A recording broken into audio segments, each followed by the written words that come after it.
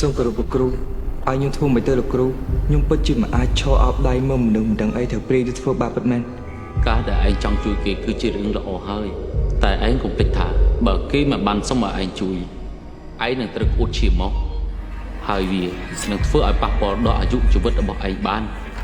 បើសិនជាធ្វើមកអួតឈាមអស់ពីខ្លួនហើយស្លាប់ខ្ញុំសុខចិត្តស្លាប់ម្នាក់ឯងប្រសើរជាងឃើញមនុស្សមិនដឹងអីជាច្រើនអ្នកត្រូវស្លាប់ទាំងគ្មានកំហុស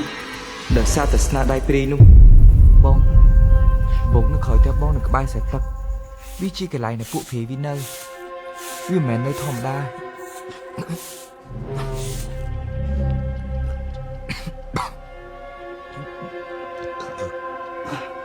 វាចង់បានកូនស្រីពៅរបស់បងទៅធ្វើទាយាទវាមួយទៀត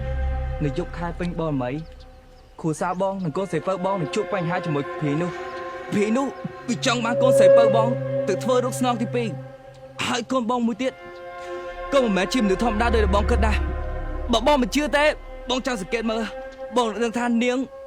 មិនមែនជាកូនបងទៀតទេ